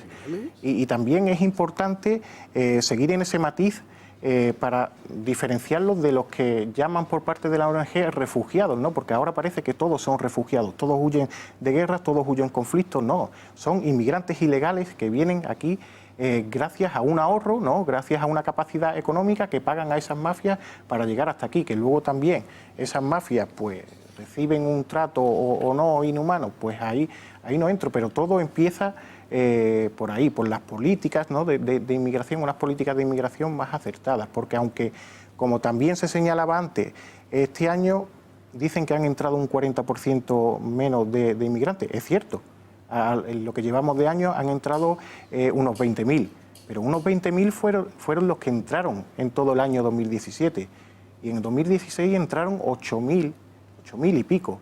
Entonces, a ver, refugiarse ahí para hacernos creer que no existe el efecto llamada existe y las cifras nadie las puede negar. Conclusiones, Reyero. Sí, en respuesta a la portavoz de Unidas Podemos, pues, ¿qué ha hecho el Gobierno? Pues colaboración con Marruecos, que ha permitido el descenso de las entradas irregulares por el estrecho en los últimos 14 meses, menos entradas que cuando gobernaba el Partido Popular. Creo que no podemos estar resolviendo continuamente crisis mediáticas de barcos, es decir, tiene que haber una política común europea seria que no haga que estén los barcos deambulando por el Mediterráneo sin saber dónde van a atracar. Y luego, por otro lado, creo que habría que ir a las causas del fenómeno más que a los efectos. Es decir, ¿cuál es la causa de que haya tantas personas que quieren entrar en las fronteras de forma irregular? Pues igual hay que pensar que las causas son la pobreza, la guerra, y que habría que intentar hacer algo de cooperación internacional para mejorar la situación de los países de origen. Y luego, no a las concertinas, pero sí a la dotación de más medios policiales y materiales. Es decir, que estos funcionarios públicos tengan una serie de recursos para poder trabajar eficazmente. Y luego, por último, una pregunta para Serafín. ¿Qué pasa cuando los menas cumplen 18 años? Pues que en principio, si tienen un permiso de residencia, pueden pedir el permiso de residencia de carácter permanente. Una vez que han estado 5 años con ese permiso de residencia que se le dota como menores, ellos pueden seguir en España, han recibido una educación, han recibido una asistencia médica, han recibido una asistencia cultural, en definitiva, ellos se les dota para que puedan continuar en España y aprovechar esa educación que han recibido. Vuelvo a incidir, y solo voy a robaros un minuto. A mí las leyes españolas me encantan, no solo la ley del menor, sí, sino y a ellos también, a los menores también. El abuso que se hace de esas leyes, el abuso administrativo, cuando se han descubierto fraudes en el dinero que no llega realmente a esos menas, o cuando los menas, efectivamente, algunos de ellos pues, se dedican a abusar. Por ejemplo, cuando empecemos a ver en los centros de los menas tíos con el pelo canoso. Entonces nos preguntaremos, me parece que nos engañó. Conclusiones, don Eduardo. Bueno, el discurso de esta destarifada de Podemos que ha pasado de la cantina del Colegio Mayor Progre o de la Asamblea de Facultad a la carrera de San Jerónimo, es que hay que analizarlo, es aterrador. O sea, vosotros fijaos la mentalidad política que proyecta esta destarifada. O sea, le reprocha al gobierno no haber tenido un adjetivo bonancible para la tripulación del Open Arms, porque la obligación, dice, de nosotros los políticos es que no muera la gente en el Mediterráneo. Oiga, y evitar las galernas y evitar la gota fría es la obligación de los políticos. Pero ¿cómo que la obligación de los políticos españoles es evitar que muera gente en el Mediterráneo? Y traernos a todo el mundo aquí. Pero ¿de qué está hablando esta chica? El discurso melodramático de Carmen Calvo, que es falso de la cruz a la fecha. Falso. No existía peligro de hundimiento del Open Arms, existía peligro de motín. ¿Y por qué se amotinaba el pasaje?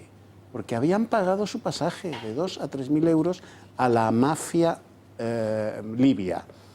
Y como habían pagado el pasaje, exigían que se les llevase a un puerto. Y ese peligro sí existía, el de motín, pero no lo dicen, de hundimiento. Vamos a ver. Luis, conclusiones. Vamos a ver, empezamos hablando diciendo que, hablando de la ausencia del Estado. Entonces, si no hay Estado, difícilmente vaya a haber fronteras. Entonces,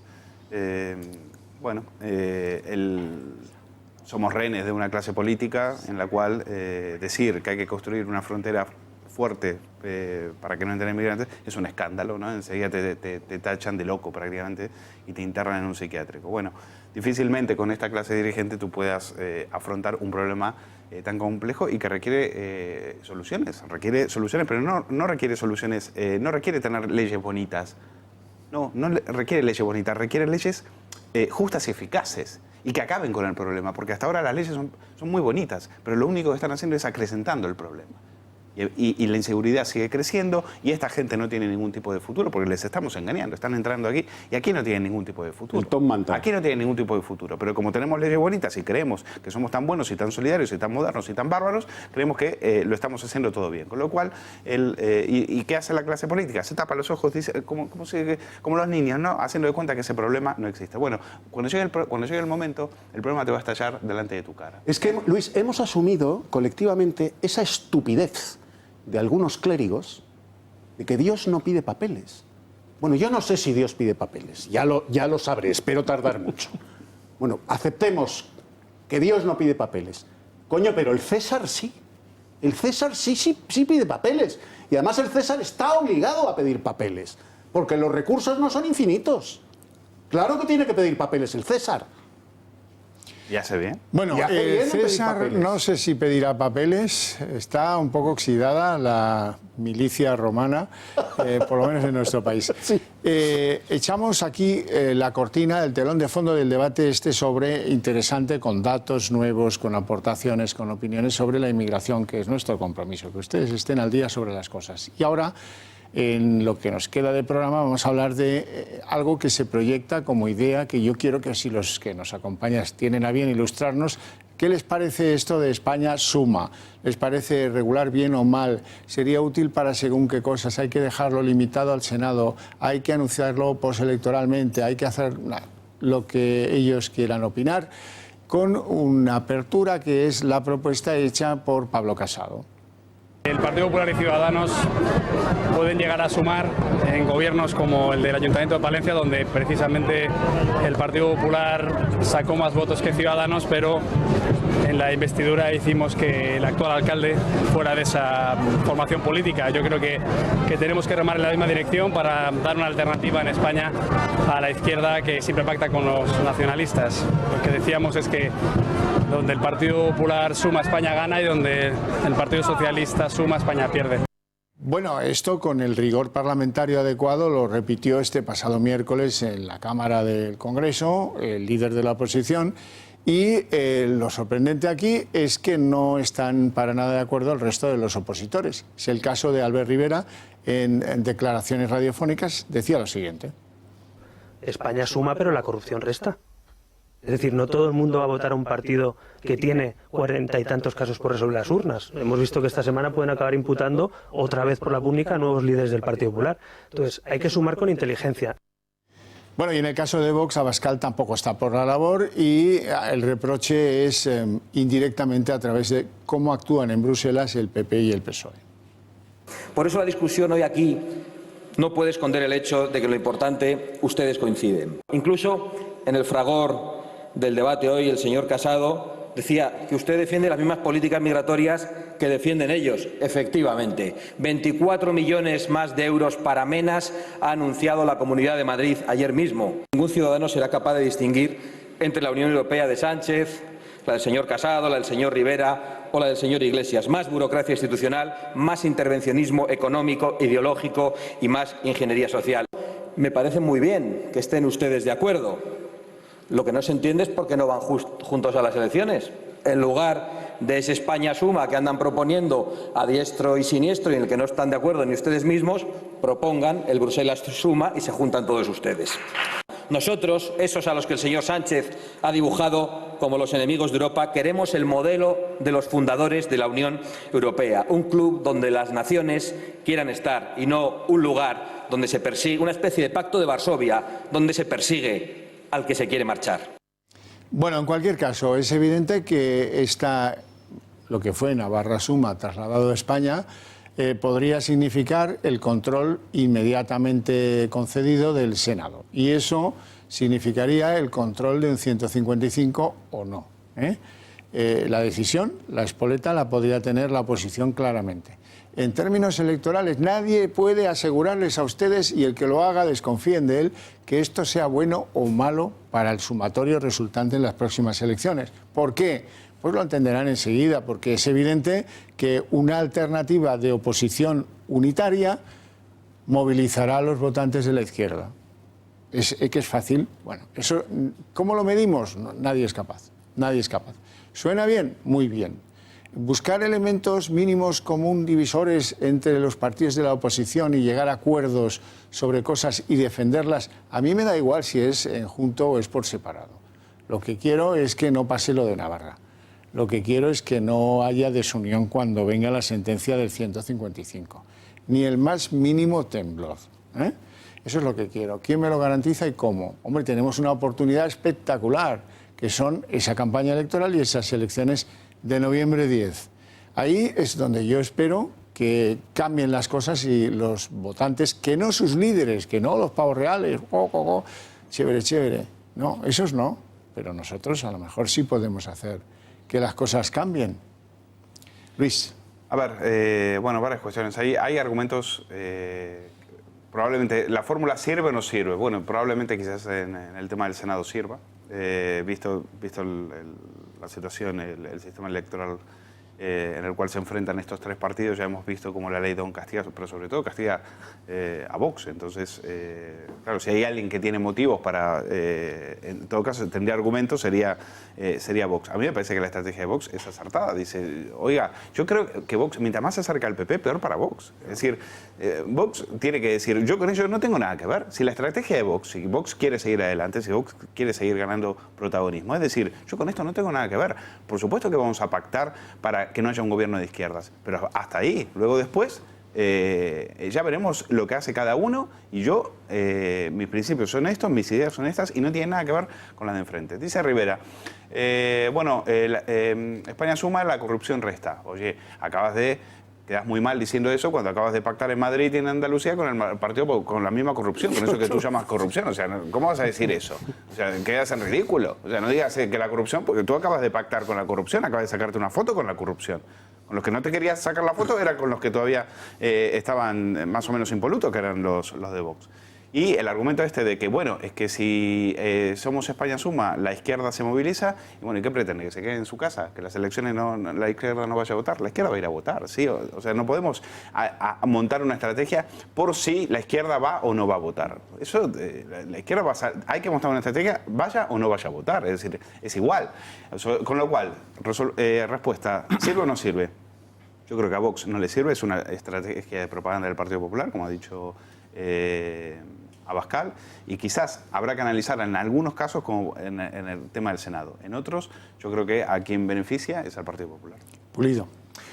España resta. Yo esto lo veo como decía Ken, ¿no? Los experimentos con gaseosa, pues esto igual. España suma, ya empiezan restando, ¿no? Ya se ha visto, ya empiezan con fuertes discrepancias, ya empiezan tirándose la piedra unos a otros. Difícil viabilidad pues le veo a este proyecto, donde quizás deben de poner el foco, pues como ha apuntado antes Luis, quizás hacia esa ley electoral, ¿no? que penaliza a unos más que otros. Que vean la solución ahí, ¿no? Y que se dejen de experimentos de este tipo que no llevan a ninguna parte. Pablo Reyero. Sí, España suma parece en estos momentos poco viable por el desacuerdo de los socios, de los supuestos socios del PP en esa coalición. Yo creo que sería poco aconsejable también porque llevaría a una polarización todavía mayor de la política española. Y la situación en la que estamos, de nueva política, entre comillas, pues al final tampoco está siendo rentable en términos históricos, porque si el bipartidismo era malo, la fragmentación parlamentaria es peor. Es peor porque, sobre todo porque no es malo que haya muchos partidos, pero sí es malo cuando esos partidos ni siquiera se sientan a negociar. Entonces llegamos a una situación que Felipe González definía como un parlamento italiano sin italianos, ¿no? Que es el caos. Y luego, por otro lado, lo que me dice mi olfato político es que, aunque no se dé esa coalición España suma, yo creo que sí va a haber voto útil de la derecha. Yo creo que va a subir bastante el Partido Popular si hay elecciones en noviembre. Y por otro lado, también me dice el olfato que la izquierda se abstendría. Es decir, que subiría mucho la abstención de la izquierda. Por tanto, mi análisis es que a quien no le interesa repetir elecciones precisamente es a PSOE y Podemos. Ya lo ha dicho el propio Albert Rivera, es una segunda oportunidad para echar a Sánchez. Por tanto, repetir elecciones puede ser una estrategia de negociación de los dos partidos de la izquierda. Puede ser también que vean que para el país no es bueno un gobierno en el que esté Podemos, pero en ningún caso me parece una apuesta, digamos, ventajista del PSOE, porque yo creo que al PSOE le costaría revalidar el gobierno en unas nuevas elecciones. Ah, usted no se cree a Tezanos, ¿eh? Ah, pilló. Claro, claro. Bueno, Sí, vamos a ver. Sí me gusta, sí me gusta. Creo que las encuestas son muy volátiles. Yo tengo mis reservas. Ya, sí, sí. Vamos a ver. Eduardo García Serrano. Son tan zoquetes que ni siquiera escarmientan con la experiencia. España Suma es un plagio, una mala copia de esa ideica que surge en Navarra, que es Navarra Suma. UPN. Y que ha funcionado solo y nada más, y de milagro, en Pamplona. Punto. En el viejo reino de Navarra ha fracasado. En Navarra Suma. Les ha funcionado solo, exclusivamente, nada más y de milagro en el Ayuntamiento de Pamplona. Bueno, pero eso ha sido por la traición de don Julián del partido del Chivite. Ha sido por lo que ha sido. Claro, ellos ya ganaron, 20 sacaron, Entonces ahora tratan de elevar a nivel nacional ese fracaso, que no es más que la reedición, porque a Pablito Casado le pasa lo mismo que le pasaba a Gil Robles. Gil Robles con 30 años era un anciano de 85, nació viejo. A este chico le pasa lo mismo, ya nació viejo. Es las cosas que tiene haber sido el perrito faldero de Rajoy durante tantos años, que envejeces muy rápidamente. Pablo Casado lo que quiere es reeditar la CEDA, la vieja CEDA de Gil Robles, y como le ha salido la criada respondona con el novio de Malú y con el hipermegamacho ibérico de Vox, pues está con el España Suma. El España Suma viendo, además, el fracaso de España Suma, de Navarra Suma, en la propia Navarra. Y además va perfecto porque encaja en lo que es la moda. La moda está que no se diga que yo no lo he intentado. Que no me echen la culpa de que esto no es Hay un algo éxito. en relación a lo que decía Xavier, que es verdad, y es el España Suma sería que a quien más beneficia para mí es a Sánchez, porque Sánchez es lo que quiere, es decir, Sánchez quiere, decía la foto de Colonna, es decir, lo que busca Sánchez es dividir, lo mismo que Zapatero, es decir, dividir entre buenos y malos, por supuesto. Ellos son los buenos, los demócratas, los dialogantes, etc. Y los demás somos los cripadores, los fascistas, los que deberíamos estar exterminados civilmente. España Suma agrupa a todos esos y dicen, ven, ahí está, esos son los malos. España de color. Yo soy los buenos. Es decir, yo creo que estratégicamente, no sé si era lo que decía Pablo, pero en eso diciendo, en el sentido de que yo creo que estratégicamente a quien beneficia electoralmente más es a Sánchez, porque ahí sí se da lo que tú dirías, movilizaría el voto de izquierda. Pero admíteme que ese acuerdo estrictamente para lo que es el Senado sería útil. Eso es lo que yo creo, o lo que me dicen. He consultado a los que saben y me dicen que en el Senado no sería una mala idea. Además, España Suma patrocinado por los que en Cataluña, en Vascongadas, en Baleares y en demás territorios colonizados hegemónicamente por el separatismo, no suman ni para jugar una partida de mus. ¿De verdad? El PP, Vox y Ciudadanos. ¿Pero qué cojones? ¿Dónde suma España en esos territorios en los que vosotros pintáis menos que la Tomasa de los títeres? Sí, sí. Y ahí es donde España tiene que sumar, en Vascongadas y en Cataluña. Por cierto, hay un valor añadido en eso, el revolcón de la oposición en el Senado. A lo mejor se les ocurría a alguien más digno que el que ocupa el cargo ahora, Manel, que, bueno, Manel, en fin, antes había unas hojas de calco que se llamaban fixocorex. Se ponían entre papel y papel, se enroscaban en la máquina de escribir y copiaban. Eran hojas de carbón copiante. Este es prácticamente el fundador de la marca esta de papel copiante.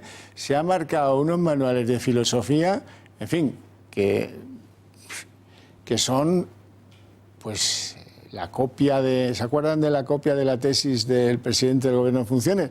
Pues un poquito más incluso, Este no se equivoca en la interpretación de lo que es el billón americano o el billón europeo, tal. No. Este lo copia entero, y así se queda tan ancho. Y este nos podríamos librar de él si es que pues hubiera un acuerdo entre los partidos de la oposición para ir juntos al Senado. Tú fíjate, Javier... Ya veo cosas positivas. El novio de Malú tiene a doña Inés del Alma Mía en Cataluña, que era el último baluarte. Y se la trae a Madrid Sí, sí. Y deja a Ciudadanos en Cataluña con el culo al aire. Esas imágenes que ven ustedes pertenecen a la larga trayectoria de copista del presidente del Senado. Lo abundante, lo que está, pues eso, subrayado en verde o en rosa o en el color que quieran, que es lo abundante en el texto, eso es lo copiado. Copia hasta los paréntesis. Sí, sí. Copia hasta los paréntesis. O sea, que está bien eso. El copista tiene que ser respetuoso. Lo bueno es que los socialistas, que claro, ahí se nota el nivel intelectual, dicen, no, si es un manual. O sea, si tú escribes un manual puedes copiar lo que sea. O sea, mira la mentalidad de estos analfabetos que dicen, si tú escribes un manual, claro, si tienes que apoyarte en otros autores y copiar, y eso te permite copiarlos literalmente, copiar hasta las comas. Pues sí, ¿por qué? Porque son ellos y porque a ellos se les puede permitir absolutamente todo. Los argumentos, no sé si fue Celá o quien dijo, el argumento era, no, si es un filósofo, tiene 32 libros. Yo le recordaría, ¿cómo una persona que tiene 32 libros, cómo puede plagiar? Pues yo recordaría que hay casos de gente que tiene más libros que Manuel Cruz y también ha plagiado. Roberto ha plagiado, Bryce Echenique ha plagiado. Y estoy recordando en memoria, si quiere, seguimos la lista porque debe haber más. Tienen más libros, han vendido todavía más libros que Manuel Cruz. Bueno, y los casos están ahí, son de pura vergüenza. Pero bueno, yo entiendo que para ellos el argumento es Manuel Cruz, es filósofo, no puede, el plagio, son coincidencias mínimas. Pero este es un país con memoria de pez. La memoria es absolutamente, nada, no hay... Cualquier ordenador, por viejo que sea, tiene más que la memoria de los españoles medios, ¿no? Por ejemplo, se han olvidado todos, hace un año que hablábamos de esto, de la tesis doctoral del señor presidente del Gobierno en funciones, que no fue ni contestada. Se dijo, mentiras hubo, para aburrir. Hubo una empresa contratada por Moncloa que cuando llevó a Moncloa sus conclusiones, lo que contó Moncloa no es lo que decían esas conclusiones. Y la empresa dijo, no. Eso no es lo que nosotros hemos estimado. ¿Que había plagio en la tesis del señor Sánchez? Evidente, claro que lo hay. Resultado, ninguno. Eso cayó en el olvido, empezamos a hablar de una chanelada, de la otra, de que sí. Lo del Falcon, mira cómo ha estado más discreto este verano el presidente del Gobierno. No ha tirado de Falcon como en otras ocasiones, ha estado más contenido, sí, ahí en el Coto Doñana, en vacaciones. Quizás The Killers no ha venido a España este año. La señora del presidente del Gobierno, que el año pasado estábamos en agosto, que sí, qué escándalo, el Instituto de Empresa la convierte en Lady África, ¿eh? Bueno, pues también ha estado muy contenida, ha estado calladita, y aquí paz y mañana gloria, porque aquí memoria no tiene nadie.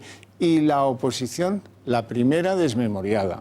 Va a lo suyo, yo pavo real, chévere, y ya. Y bueno, y oye, pues la falta de decoro. Por cierto que hay un cambio, ha habido un líder político en Castilla y León que ha dimitido por plagio. Era del PP. Primera vez en la historia de la política española, por cierto. En algo vamos andando para adelante. Pero esto es un país que tiene muchas virtudes, pero tiene todavía muchos más defectos que virtudes. Me refiero a eso que llaman el pueblo español. El pueblo español hace unos años consagró a una célebre locutriz de televisión española que plagió, encargó un libro, le encarga la editorial un libro. A un negro. Entonces resulta que plagia a Daniel Steele y a Laura Esquivel, el negro que le hace el libro. Si estuviéramos en Estados Unidos, esa locutriz no estaría ni siquiera en la emisora de la parroquia de su barrio, porque la sociedad norteamericana castiga el plagio condenándote al averno. Pero hay una diferencia. Al ostracismo. Hay una diferencia. Aquí a esa locutriz, después de ese plagio morrocotudo, resulta que empiezan a subirle los índices pero hay una de diferencia, audiencia. Eduardo, hay una diferencia, y es que esa presentadora admitió el plagio. Admitió y dijo, efectivamente, salió y me equivoqué. Estos no. Estos no han dicho me equivoqué. No. Dijo me equivoqué. Me equivoqué, lo hice, me equivoqué y la sociedad dijo, vale, pues mira, te equivocaste, pues ya está. Pero estos no han pedido perdón. Estos han dicho, efectivamente es un manual, puedo copiar lo que quiero. Claro, los manuales no son de nadie. Es diferente. Reyero. Sí, simplemente se están dando unos argumentos y para completar los argumentos y que los espectadores lleguen a sus propias conclusiones, simplemente cito un artículo de Antonio Casado en El Confidencial, por completar la información.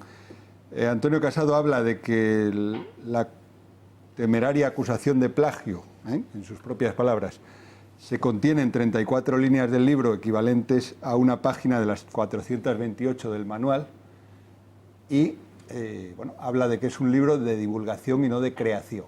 Simplemente lo aporto como información para que los espectadores... O sea, que si el libro es de divulgación, bandera pirata y apropiémonos de lo que queramos. No, vamos a ver, yo no he dicho eso, yo he dicho que simplemente por dar los datos de la información. Pero, entonces, ¿es plagio o no es plagio?